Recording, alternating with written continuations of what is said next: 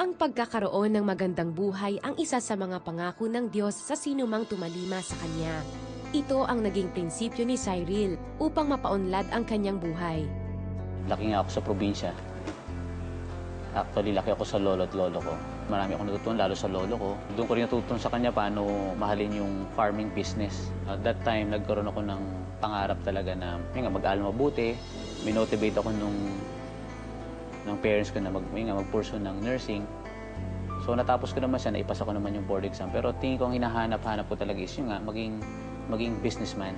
Yung panahon namin, I think 1996, yung sweldo ng nursing maliit talaga, hindi sapat. And may kapatid ako nagka-college saka nagka-high school. So sabi ko kung mag-nursing ako medyo mahirapan. So I decided to pursue another career yung sa sales. I used to be a med rep. Nung nakalaman ko na yung sistema pala sa sales, so I decided to put up my own pharmaceutical saka medical supplies. So yung uncle ko nag-invest sa akin. So bumili ng mga medical supplies sa US and then ako nag-distribute ngayon. And then that's the time I started already to run my business. At dahil sa sipag, tiyaga at talento sa pagnenegosyo, naging matagumpay nga si Cyril. Sa kabila ng kumikitang kabuhayan, nasubok ang pananampalataya ni Cyril sa Panginoon. At year 2009, March, I started to have our first yung drugstore. And then niloan lang namin yung pang-start ng business. So habang nagninegosyo kami, nag-invest din ako sa piggery business. And then 2009 September, nagkaroon ng pinakamatinding challenge sa family namin, sa business. So ito nga yung Ondoy experience. So talagang yung drugstore na sinimulan ko, totally wipe out. Pati yung aming piggery, inano din. So talagang inabot din siya ng baha. And talagang sabi ko, Lord, paano ba ulit ako babangon dito? Inutang ko lahat to. So dahil doon, talagang nagkaroon ako ng accumulation ng utang dahil doon sa experience ko na yun. Hirap man sa buhay, nagpatuloy si Cyril na itaguyod muli ang negosyong nilunod ng Ondoy. Nung nangyari yung Ondoy, may pamilya na ako. Actually, may 3 na akong anak. Buti na lang, meron kaming passive income, meron kaming mga tanim na palay and kalamansi. So doon ulit kami nakabangon. Tapos, wellness consultant ako ng ibang company. I do lecture, wellness awareness program kasama nung aking nutritional microscopist. So, doon ako nag-umpisa ulit. Ngunit bahagya pa lamang nakakaahon ang pamilya ni Cyril mula sa delubyo, panibagong dagok na naman ang dumating sa kanya. By 2011 na naman, hindi lang ako na-Ondoy, na-tsunami pa ako kasi na-carnap naman yung aking sasakyan. Kasama yung mga paninda namin for 1 month. Malaki ang utang namin, almost 7 figures talaga. Nag-accumulate siya eh. Naisip ko yan, sabi ko, Lord, ba't naman? Ngayon nga ako nag-serve sa'yo. Tapos yung na-carnap pa yung sasakyan ko, nagmi-meeting naman kami mga pastor, yung pinuntahan kong meeting. So parang nagtataka talaga. Tapos after that, magpipreach ako sa isang lamay. So nagtanong talaga ako, Lord, bakit ganun?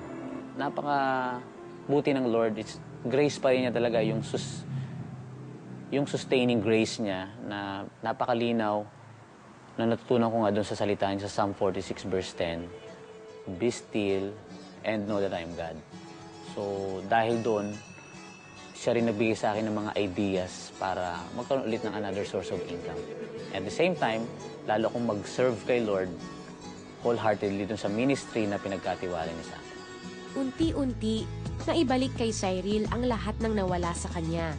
Nabuksan uli yung butika namin and hindi lang isa, dalawang stores na yung binigay niya sa amin. Yung nakarnap na sasakyan, binalik uli ng Lord, hindi lang isa kundi 2 pa na bago. Binigyan pa kami ng Lord ng another business, yung alkaline ionized water station. Bukod sa pagiging negosyante, isa rin siya sa mga wellness consultants na nagbabahagi ng kanyang kaalaman kung paano pangalagaan ang ating katawan na templo ng banal na espiritu. Sa patuloy na paggabay ng Diyos, hindi natinag si Cyril sa mga unos na dumating sa kanyang buhay.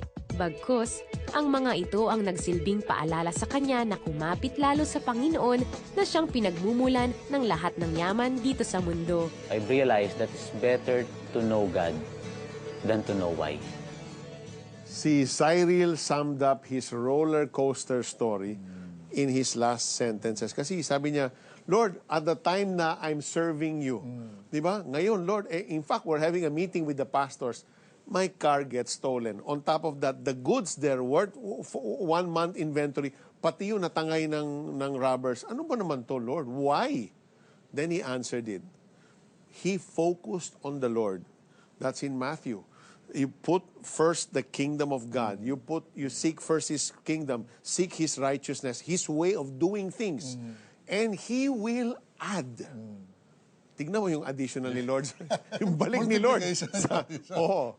So malinaw dito, Peter, yung mga dinadanas natin minsan na pagsusubok, hindi pala lahat niyan iparusa ng Panginoon. Tama. Nagsisilbi si Cyril sa Panginoon, doon nagdagsaan ang mga problema.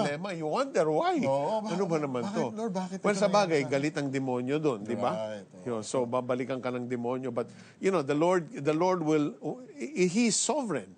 He's seated on the throne. He will not allow anything to come into our lives na will devastate us and we will not be able to recover. Hawak pa rin niya. Tama, hawak niya. Sa tulad ng sinabi ni Cyril, it is better to know God than to know Why? why.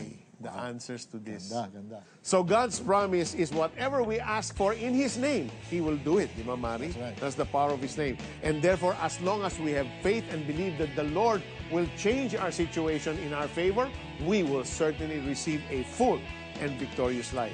So put your life in the hands of Jesus, and for sure, you will never be the same again. That's exciting.